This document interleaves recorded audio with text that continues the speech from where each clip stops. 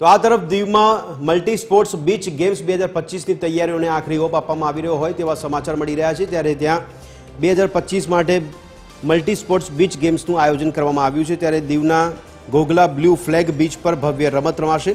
દીવને દુલ્હનની જેમ રોશનીથી સજાવવામાં આવ્યું છે। આગામી 19 થી 24 મે સુધી મલ્ટી સ્પોર્ટ્સ બીચ ગેમ્સ યોજાશે। કબડ્ડી, સ્વિમિંગ જેવી અલગ અલગ રમતોનો સમાવેશ છે। આંતરરાજ્યના રમતવીરો પણ તેમાં ભાગ લેશે। ત્યારે કેન્દ્રીય ખેલ મંત્રી મનસુખ માંડવિયાના હસ્તે મલ્ટી સ્પોર્ટ્સ બીચ ગેમ્સ 2025નો પ્રારંભ કરવામાં આવશે।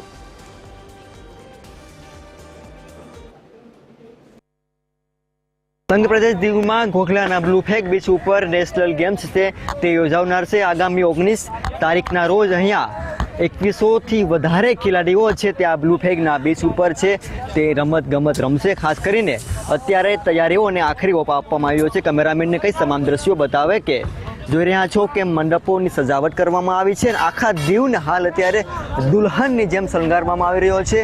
ખાસ કરીને પ્રશાસન દ્વારા પ્રશાસનના અધિકારીઓ છે તે પણ હાલ અત્યારે વિઝિટ લઈ રહ્યા છે। કેમેરામેનને કઈ તમામ દ્રશ્યો ઝૂમ કરીને બતાવે કે પ્રશાસનના જે અધિકારીઓ છે તે પણ અહીંયા પહોંચ્યા છે આ બ્લુ ફ્લેગ બીચ ઉપર। અને ખાસ કરીને હવે આ આખરી તૈયારીને ઓપ આપવામાં આવી રહ્યો છે ત્યારે તેઓ નિર્ણાયક અત્યારે ગતિમાન ચક્રોવત કર્યા છે। ખાસ કરીને આવનારા દિવસોની અંદર ખાસ કરીને દીવને દુલ્હનની જેમ શણગારવામાં આવી રહ્યું છે।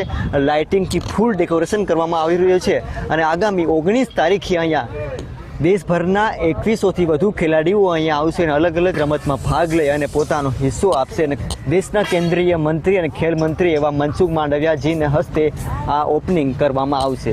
હાર્દિક સિંઘોર, TV 13 ગુજરાતી, હકથી ગુજરાતી, દીવ।